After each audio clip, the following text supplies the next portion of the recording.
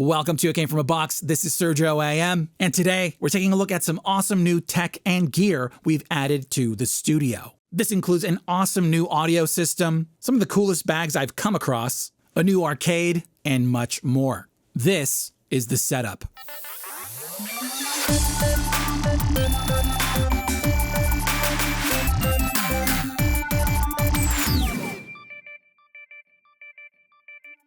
One of the best recent upgrades we've made in the studio was a webcam, and we recently added another. I'm just going to say it, I think this is the best full-featured budget webcam you can get. Last time I featured OBSBOT's Tiny 2, which to this day is still a favorite, but I recently got my hands on this, their Tiny 2 Lite. It's a more affordable version that still manages to carry over a lot of what made the original great. It's slightly larger, but still very small, and it's made with more plastic than the flagship model, but it seems high quality, and this one still has the signature 2-axis gimbal system that allows it to smoothly move around and track a subject, along with those dual omnidirectional microphones. Underneath, we have a 1/4-inch thread, which gives it an endless amount of mounting options, and it has an integrated rubber mount, so you can angle it on most monitors or displays. Finally, it runs off of USB 2.0 instead of 3, which, although technically is a downgrade, it still works well, and 2.0 is also less power hungry, which helps with my setup.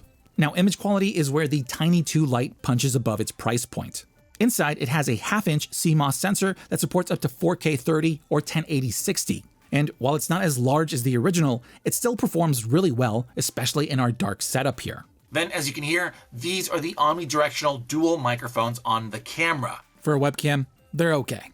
Finally, to control everything, we have OBSBOT's Center software, which has only gotten better with time. On here, as you'd expect, we have all sorts of image adjustments along with AI tracking modes, hand gesture control, there's also audio control, which can be very handy. You can also create presets like one that looks at me, then one that looks down at the desk, which is great when testing controllers live on stream. And then you can also manually control the gimbal, but now you can also access that on the preview screen, which is a great quality of life upgrade.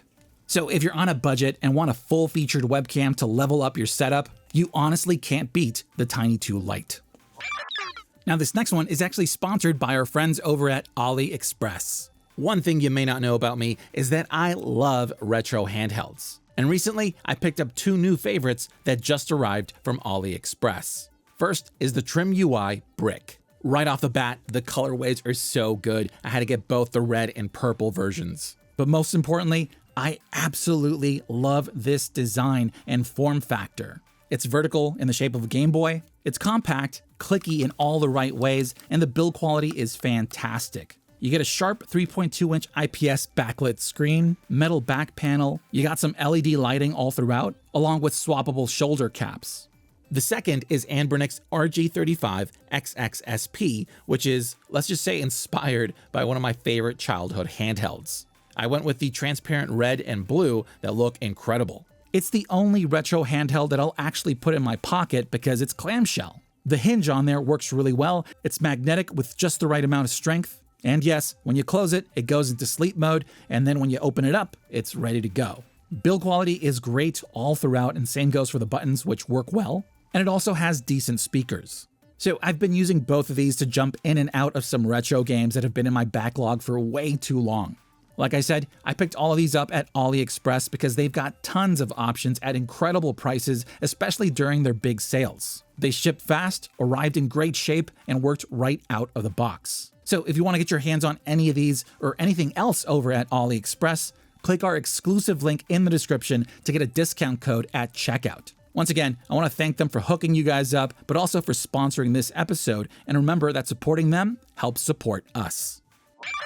We're always looking out for new bags to feature in our PAC series, and recently I stumbled upon these. At first glance, you might mistake them for any other EDC bag until they do this. These are Divoom's Pixoo Backpack M and Pixoo Sling bag. Both have this slick, low-profile design that's blacked out with a few gray and yellow details throughout. They're lightweight and very well put together with premium materials that feel great in hand that includes a durable water-resistant polyester with a few leather straps.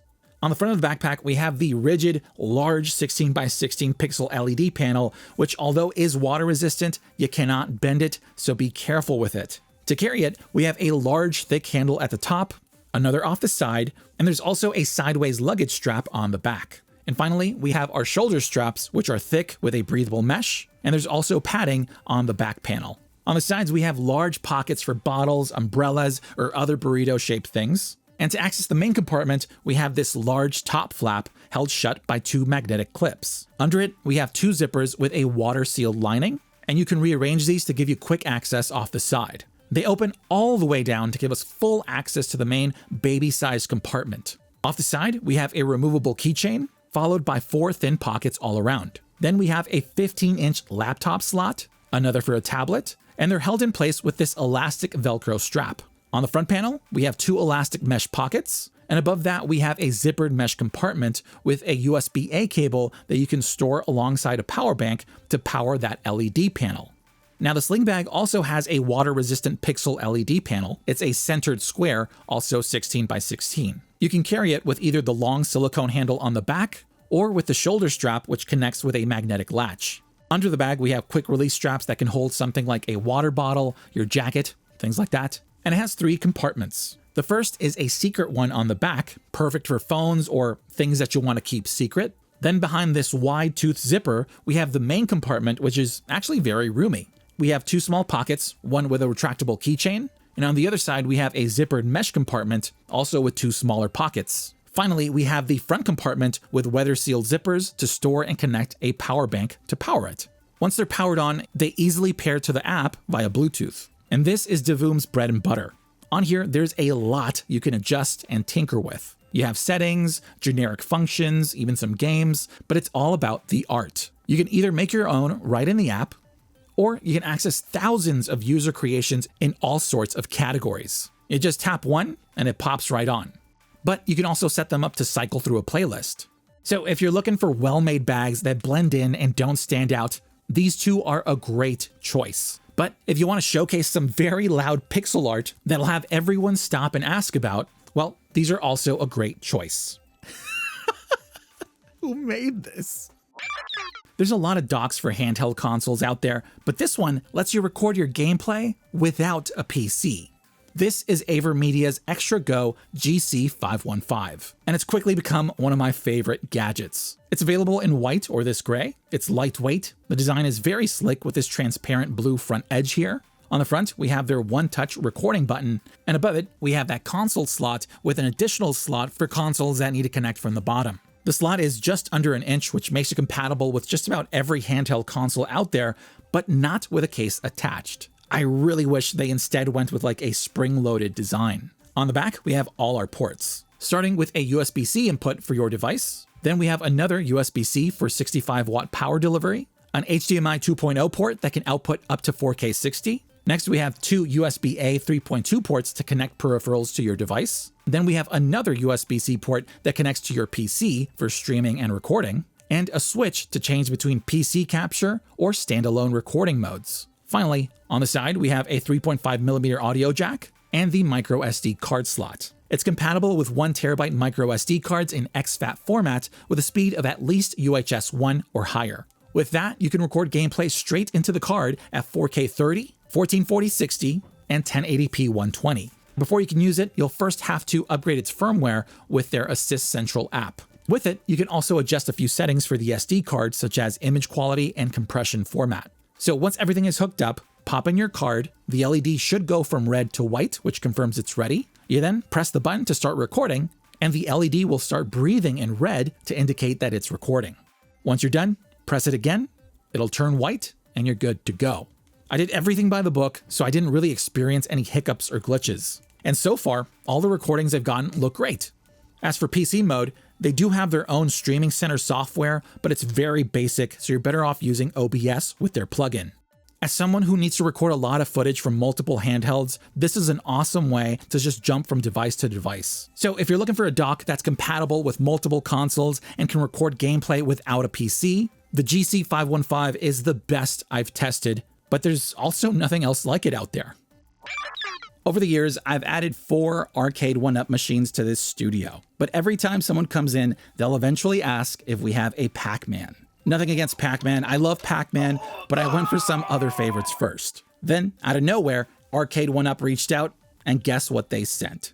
If you've never assembled one of these, you need to understand that it's a big part of the experience. Think of it like a rite of passage, very similar to IKEA furniture. There are a lot of pegs and screws, and everything needs to line up just right. Luckily, the electronics come pre-assembled, so you just have to plug things in. Altogether, this one took me about an hour and a half. So this is their new Pac-Man Deluxe arcade machine with 14 games that include 6 Pac-Man titles, 3 Galaga, 2 Dig Dugs, along with Mappy, Rompers, and Rolling Thunder. The cab is full size, no more separate riser. It stands at 5 feet tall. The design is based on the first Pac-Man arcade machine with that bright yellow with red trim and that iconic artwork where Pac-Man had legs. And yes, we do have some Arcade 1-Up logos, but they're pretty unobtrusive. This line of their arcades also includes a light-up marquee and a fake molded coin door. The screen is recessed and angled inward similar to the original, which gives us that kind of cave that the 2 down-firing speakers just fill and shoot out right at your face. They get really loud even at low volume. As for the screen, it's a vertical 17-inch LCD that looks great for these specific games. Yes, that means some titles will take up only half of the screen due to their resolution, but they still look good.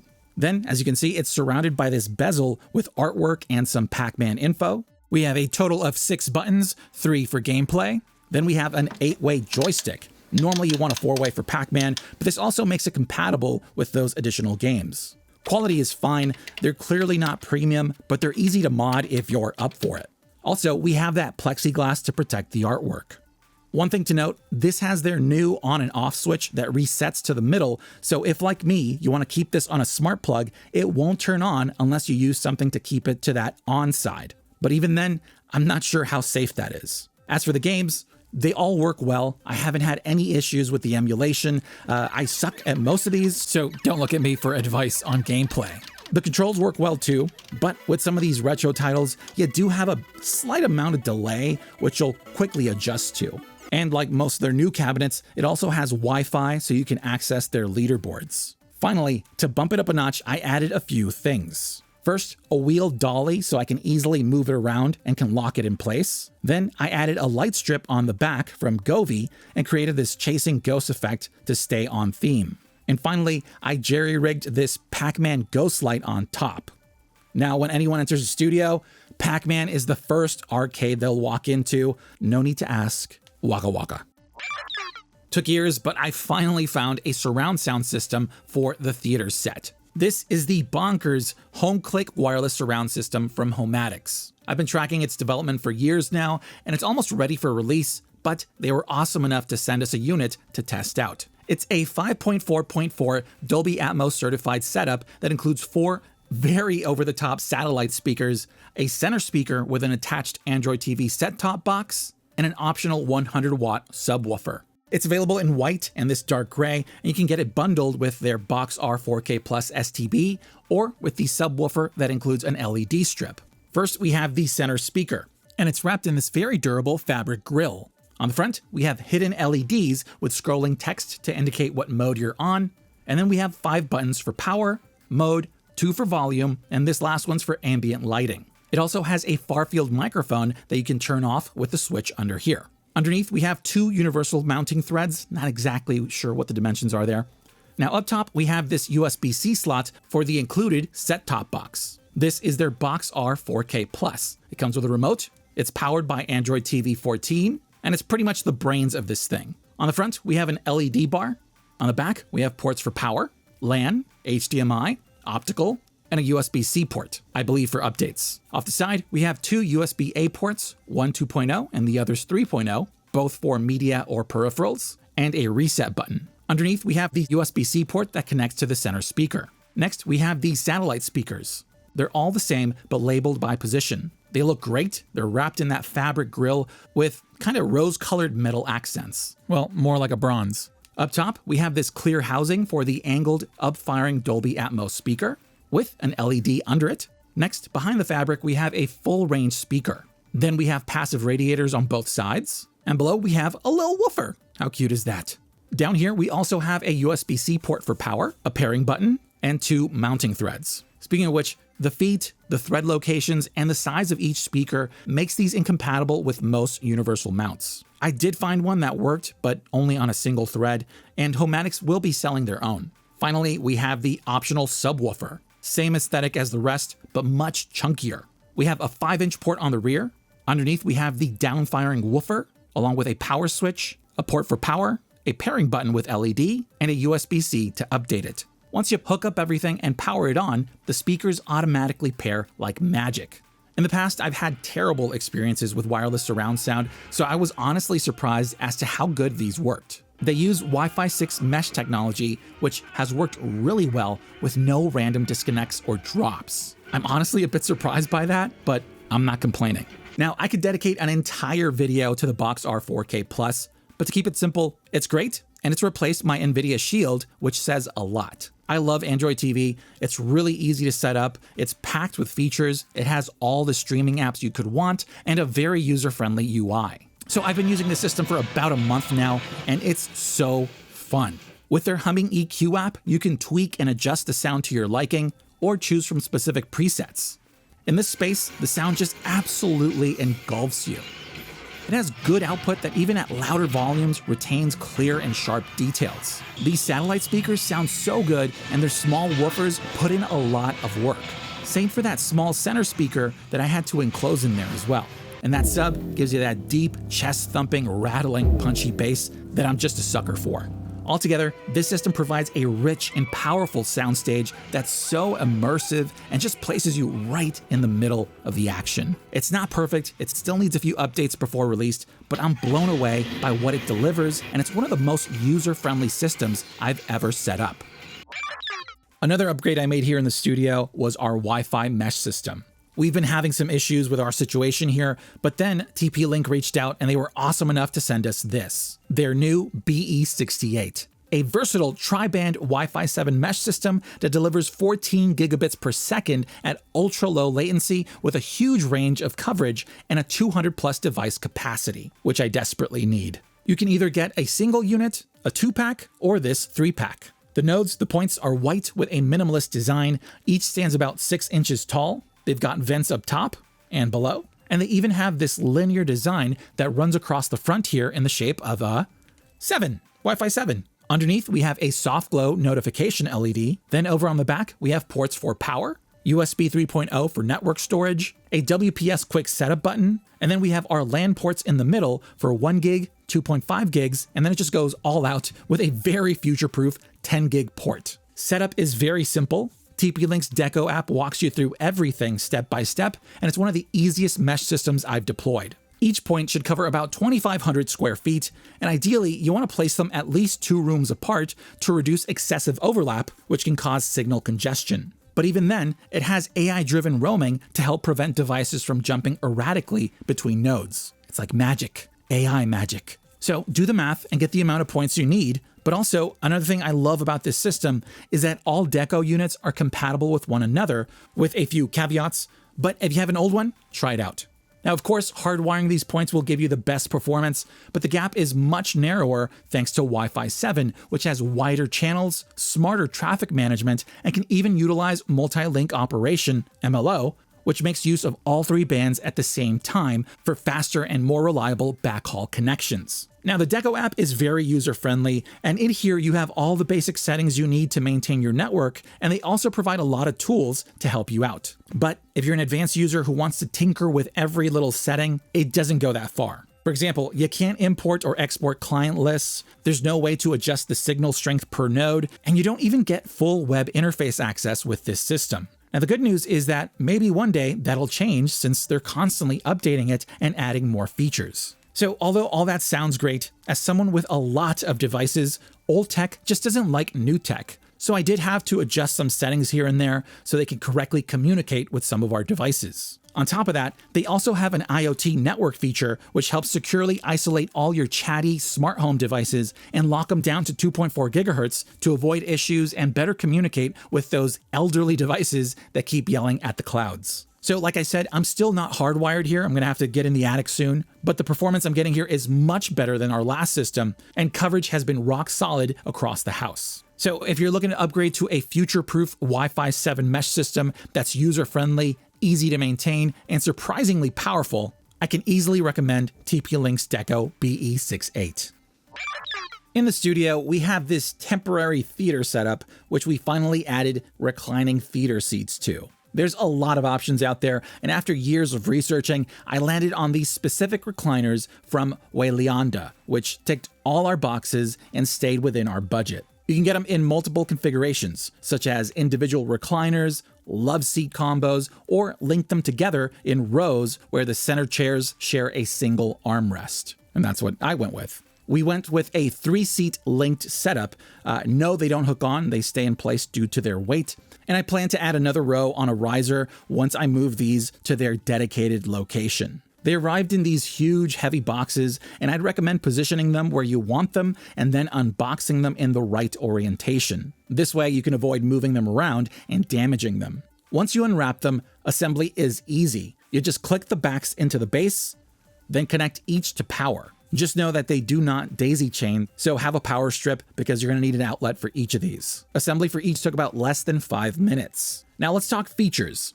These are upholstered in top grain leather, which feels great with a soft touch. It's easy to clean, and you can get it in 5 colors. Each armrest has a pretty deep cup holder that you can remove to clean, along with a storage compartment towards the back. Great for snacks and all your favorite things. And each also comes with a tray table and a screw-on peg that slots into either armrest. These can swivel to either side, and they also have an additional slide-out cup holder that's a bit shallow. Next, each chair has a little control panel with a rocker to recline from 90 degrees to an almost flat 160 degrees. Fantastic to sleep on, by the way. Then we have another rocker for the adjustable headrest. Next, we have a simple on and off button for the ambient blue lights around the cup holder and underneath the seats. We have a USB-C and USB-A ports to charge your phone, controller, or other devices. Finally, the most important part, they're extremely comfortable. The padding in here is just the right mix of firm and cushiony, which makes it feel like you just melt into them. Absolutely love these. When you think sit back and relax, these are the chairs they're talking about. Very happy with them, and I can't wait to get my hands on 3 more.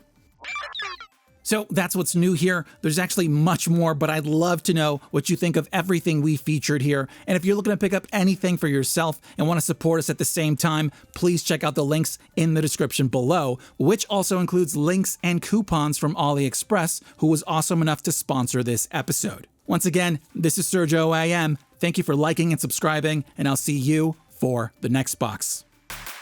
If you like this video and want to help us out, click that thumbs up button and leave a comment below so we can talk. Now, if you want to go further, subscribe and ding the bell to stay notified whenever we post a new video. You made it to the end, and I just want you to know that you are the reason we do what we do. This is Sergio AM, and I'll see you for the next box.